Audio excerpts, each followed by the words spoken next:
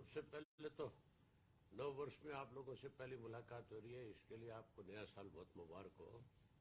नया साल आपके लिए मंगलमय, शुभमय, खुशियों भरा नव वर्ष में आप निष्पक्ष होकर के लोगों की समस्याओं को पूरे प्रदेश के लोगों के सामने रखो ताकि सरकार को एक आईना दिखे।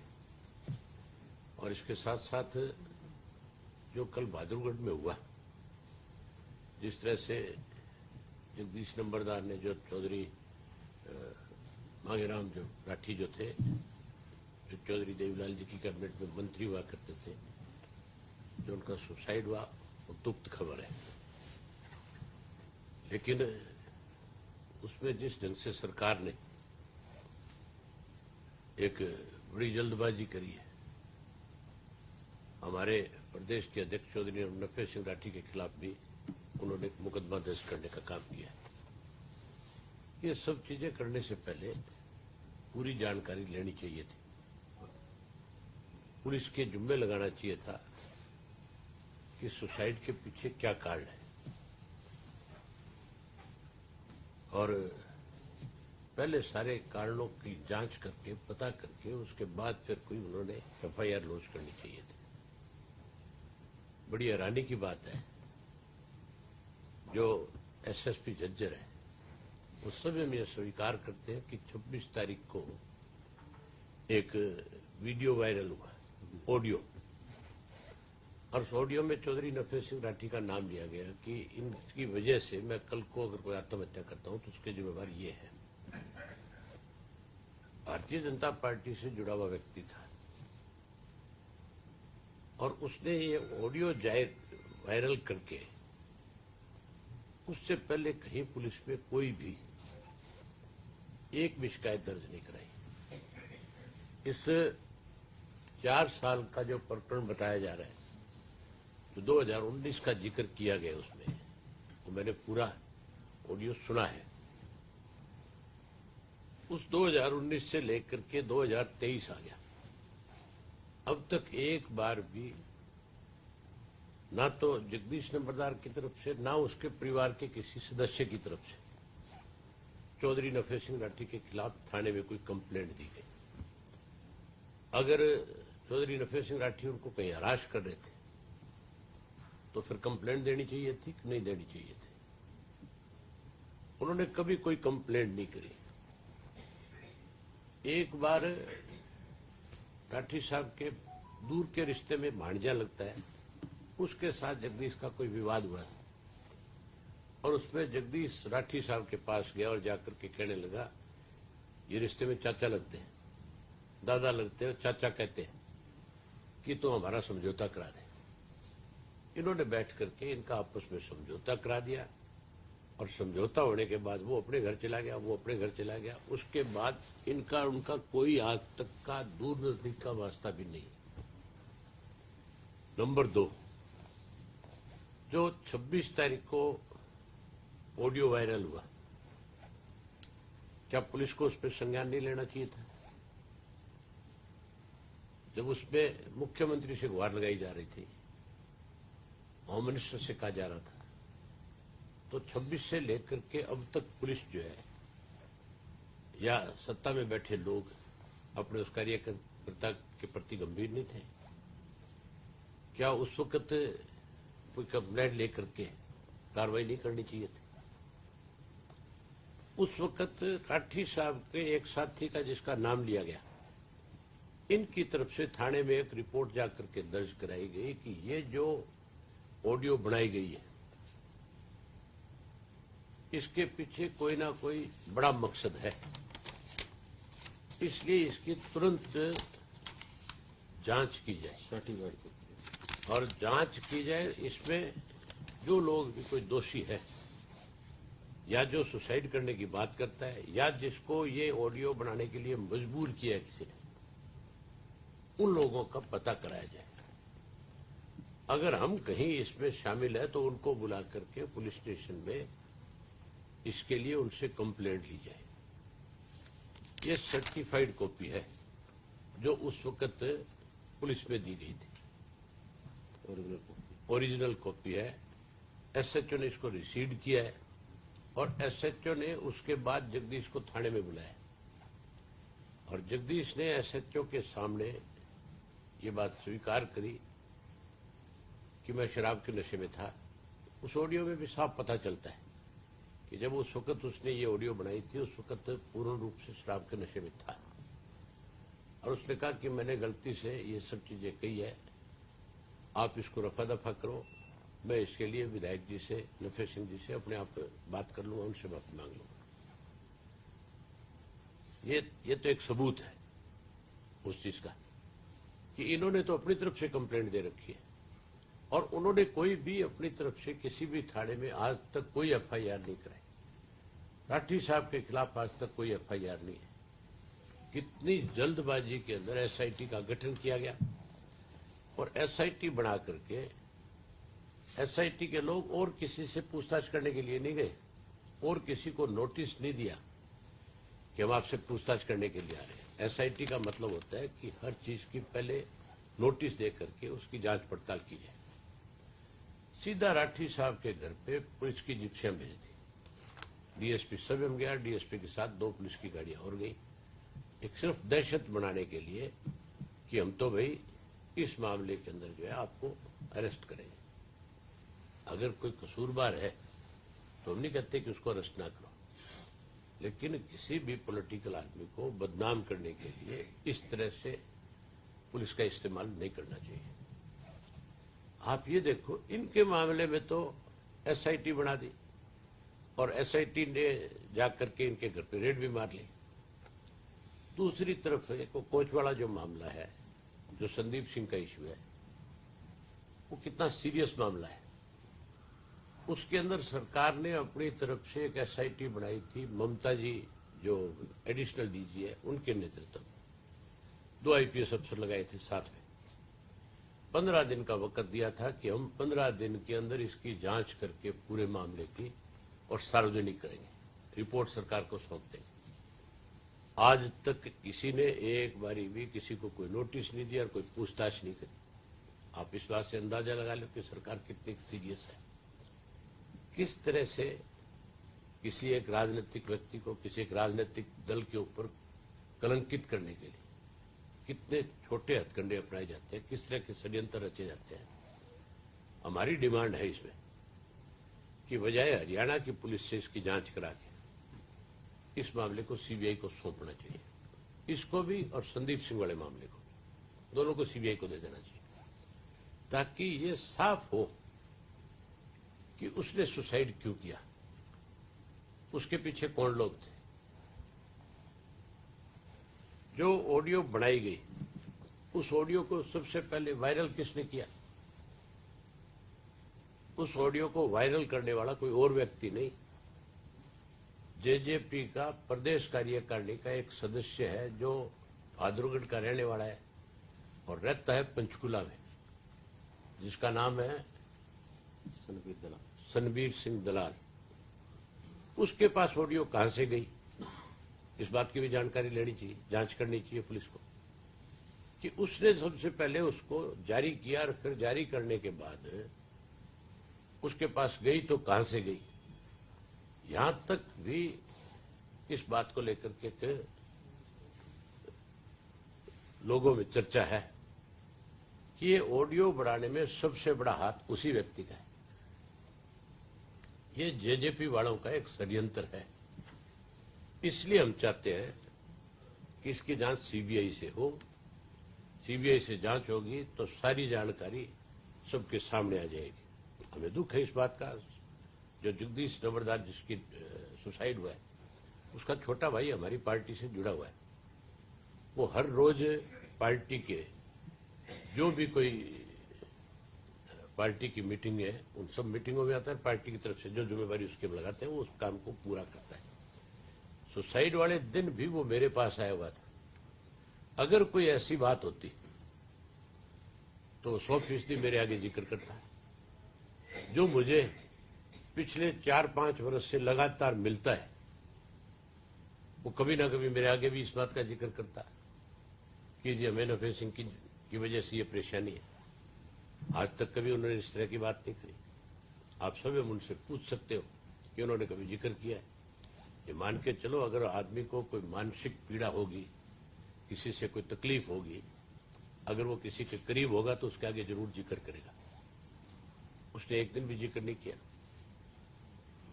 तो ये सारा जो मामला है, इस सारे मामले की जांच हर हालत में सीबीआई को सौंपनी चाहिए सरकार को, ताकि सारी चीजें लोगों के सामने आए कि इसके पीछे कौन लोग हैं।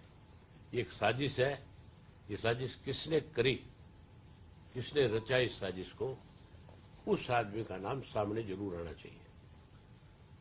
अभय जी, आपने कहा कि ऑडियो वायरल होने की आपने शिकायत भी दी है कि इसकी जांच कराई जाए। उस शिकायत कब दी थी, कौन सी तारीख थी? और ये 27 तारीख को दी हुई है।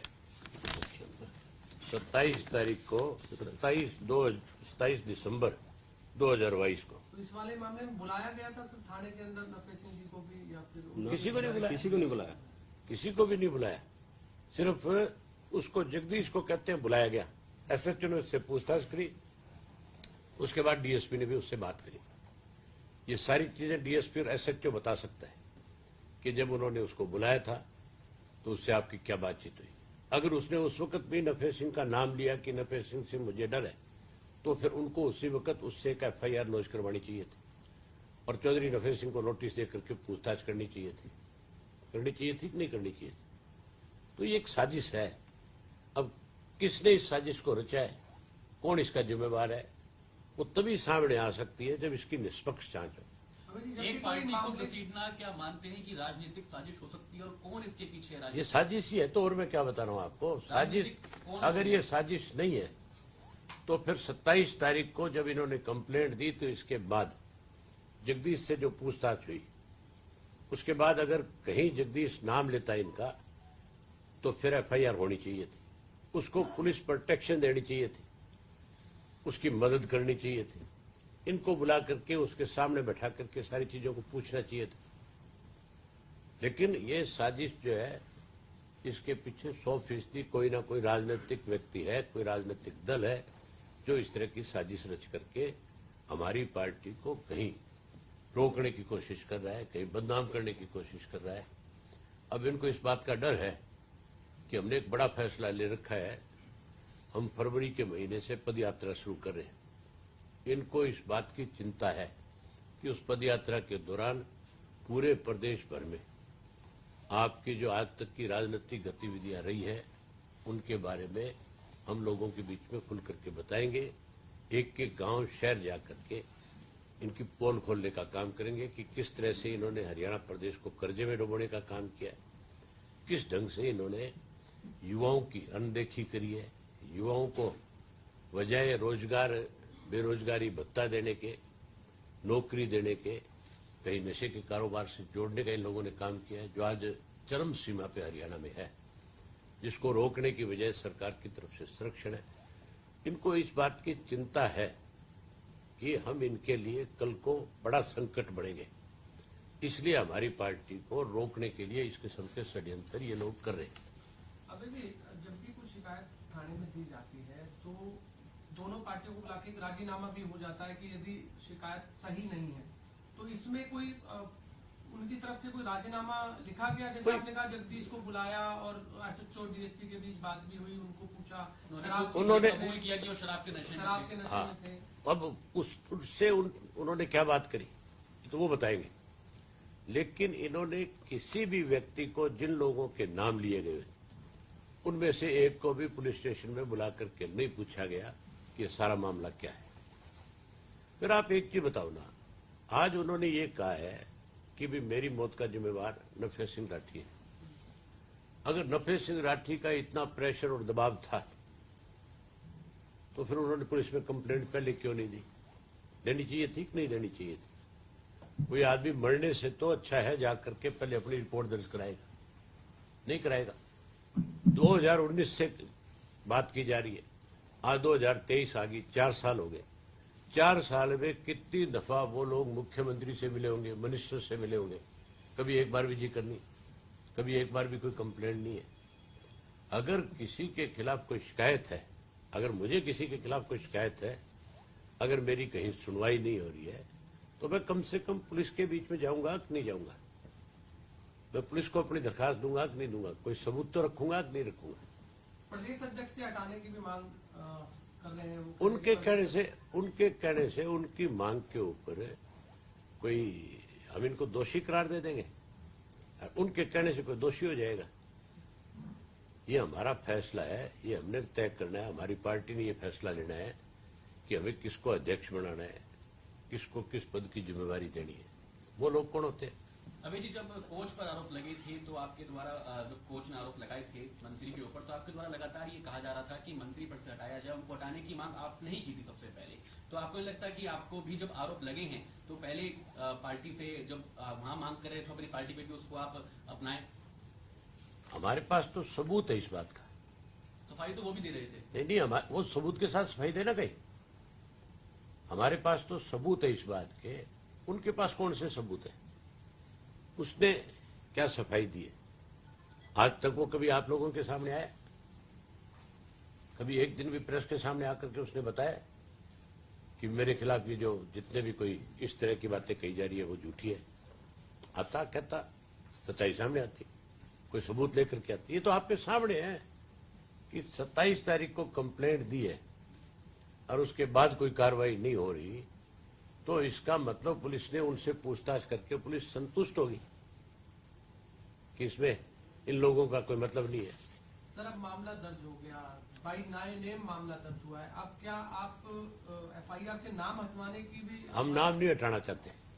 हम ये कहते हैं कि इस मामले की जांच सीबीआई से हो और सीबीआई से जांच और इस बात का पता लगे कि इसके पीछे कौन षड्यंत्रकारी है, किसने ये षड्यंत्र रचा है, किसने उसको मरने पे मजबूर किया, किसने उससे इन लोगों के नाम लेने पे मजबूर किया।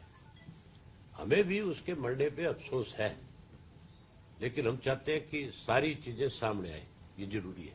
सर क्या वो ऑडियो सुना सकते हैं अगर आप टेलीविजन पर लाइव चल रहा है कि आप वो ऑडियो सुना सकते हैं जिसमें वो नाम ले रहे हैं इसमें, जो आप कहते हैं सबूत है आपके पास एक ऑडियो जो आई हुई है वो आपने सुनी नहीं क्या? नहीं सर सुनी है। हाँ। आपके माध्यम से सुनाई जाएगी। आप देखिए आप बात बोल रहे हो तो आपके माध्यम से सुनाई जाएगी तो वो थोड़ा सा अच्छा जाएगा, इसलिए मैं चाह रहा हूँ नाम आ जाए। नहीं, बोल रहे नाम ले रहे थे। मेरा तो मैंने आपको बताई है ना सारी बात। मैं तो आपके सामने सारी चीजें कह ही रहा हूं। मैं तो आपको बता रहा हूं कि भाई अगर कोई दोषी है तो हम ये नहीं कहते कि आप उस दोषी को जो है उसके खिलाफ कोई कार्रवाई ना करें, लेकिन किसी को निर्दोष और किसी को बदनाम करने के लिए किसी पार्टी पे इस तरह का आरोप लगा करके उसे बदनाम करने के लिए वो गलत है। इस तरह की बात भी आपके पास सामने आई थी कि कोई ऑडियो में ये भी कहा गया था कि किस व्यक्ति को आपने प्रदेश अध्यक्ष बना रखा है, आप उसे हटाइए। अरे भाई ये दारू पी के कोई कुछ बोल देगा, क्या आप उन सब बातों को मान लोगे? कल को कोई आपको कहते इसको चैनल से निकाल दो, हैं? आप निकल जाओगे? क्या छोटी बातें कर रहे हो? जिस आदमी को होशो आवास नहीं था, जो शराब के नशे में था, अगर वो इस तरह की बातें करता है तो क्या उनकी बातों को कोई महत्व देगा? अगर उसकी बात में कहीं कोई दम होता तो फिर 27 तारीख के बाद पुलिस ने जब उसको बुलाया था तो फिर कंप्लेंट उससे लेकर के इनके खिलाफ कार्रवाई करते। अभी जी खड़गे साहब ने भारत जोड़ो यात्रा के बाद सभी विपक्षी दलों को बुलाया, क्या आप जाएंगे वहां पर? भाई हमें कोई निमंत्रण नहीं है इस बात का, और ये सब चीजें बाद की है। कोई निमंत्रण देगा उसके ऊपर विचार करेंगे, हमारी पार्टी तय करेगी कि हमें इस पर क्या फैसला लेना चाहिए।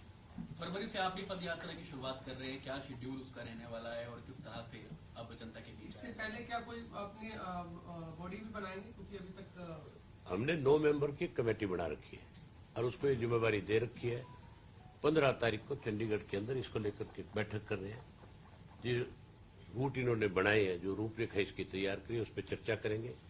अभी हमारे पास समय है, हम एक एक चीज को बारीकी के साथ देख करके इस कार्यक्रम को आगे बढ़ाएंगे। जैसे राहुल गांधी यात्रा कर रहे हैं कि नफरत के बाजार में मोहब्बत की दुकान खोल रहे हैं, इनेलो हरियाणा परिवर्तन यात्रा शुरू करिए, क्या कुछ परिवर्तन आप लोग यात्रा के माध्यम? हम लोगों के बीच में जो इन्होंने 8 वर्ष के अंदर इस प्रदेश में लूट मचाई है, जिस तरह से प्रदेश को कर्जे में डुबोया है, जिस ढंग से बेरोजगार बढ़ाने का काम किया है, जिस तरह से अलग अलग घोटाले किए हैं, उन सब चीजों का जिक्र प्रदेश के लोगों के बीच में करेंगे और हमें विश्वास है कि लोगों को हमारी बात के ऊपर भरोसा होगा और लोग जो है इनकी जो हम इनकी पोल खोलेंगे, लोग उसके ऊपर फिर बैठ करके चर्चा करेंगे। लोग आज भाजपा से और इस सरकार से दुखी है, लोग बदलाव चाहते हैं। ये आपको भी पता है, ये हरियाणा का और देश का बच्चा बच्चा जानता है कि हरियाणा प्रदेश के अंदर सरकार नहीं लुटेरों का गिरोह है। हम इस गिरोह को हर हालत से सत्ता से बाहर करना चाहते हैं। अगर जी राहुल गांधी की यात्रा से जहां कांग्रेस के नेता उत्साहित हैं, तो वहीं बीजेपी ये कह रही है कि ये यात्रा केवल टी शर्ट दिखाने के लिए हो रही है। आप कैसा सोचते हैं इस यात्रा को? आप ये मान के चलो, बुखलावट तो है बीजेपी में, है कि नहीं है? कोई आदमी टी शर्ट पहन के, बहुत सारे साधु संत ऐसे हैं जो इस ठिठुरती सर्दी में भी पहाड़ों के अंदर नंगे बदन रहते हैं। वो किसका जिस्म कैसा बना हुआ है, वो क्या पहनता है क्या नहीं पहनता है, इस पे टिप्पणी नहीं होनी चाहिए, ये गलत है। अबे जी, एफआईआर का मुद्दा एक बार फिर ठंडे बस्ते में आपने जो बात आज हमने करनी थी, हमने इसी इशू पे सिर्फ चर्चा करनी थी, इस पे चर्चा कर ली। मैं कहूंगा कि आप इस मामले को, जो चीजें हमने आपके सामने रखी है, आप जनता के बीच में इस सारे इशू को जरूर स्पष्ट करें, ताकि आज कोई गलतफहमी किसी को ही है वो दूर हो जाए। लास्ट यदि पुलिस दबिश दे रही है, जिस तरह आपने भी कहा, तो यदि अब नफे सिंह जी को गिरफ्तार कर लेती है, नफे सिंह जी अब बहादुरगढ़ जाएंगे और बहादुरगढ़ जा करके सभी हम डीएसपी को या जो भी एसआईटी का इंचार्ज है उसको फोन करेंगे और कहेंगे कि मैं अपने घर पे हूं, आपने मेरे से किसी भी तरह की कोई पूछताछ करनी, आप आओ, आपका स्वागत है। लेकिन हमें इस पुलिस के ऊपर कोई भरोसा नहीं है, इसलिए हम चाहते हैं कि सारे मामले की जांच सीबीआई से हो। अब आप छोड़ो इस बात को, जो बात हमने करनी थी आपसे करनी। Thank you. हाँ, शरद यादव जी से हमारे बहुत पुराने संबंध रहे हैं। चौधरी देवीलाल जी की उंगली पकड़ करके शरद यादव जी ने अपनी राजनीति शुरू करी थी। हमें बहुत आघात है इस बात का कि आज वो हमारे बीच में नहीं रहे। वो बहुत स्पष्टवादी और जमीन से जुड़े हुए नेता थे। वो गरीब के हमदर्द थे, कमजोर के हमदर्द थे। उन्होंने हमेशा गांव के लोग, जो खास करके बिहार में जिन्हें दबाया और कुचला जाता है, उन लोगों के लिए लड़े। आज वो हमारे बीच में नहीं है, उसके लिए हमारी पूरी पार्टी को और पूरे परिवार को इससे दुख है। हम चाहते हैं परमपिता परमात्मा उनको अपने चरणों में स्थान दे और उनके परिवार को हौसला दे, उनका परिवार उनके पद चिन्हों पे चल करके जनता की सेवा करे। नफे सिंह से एक सवाल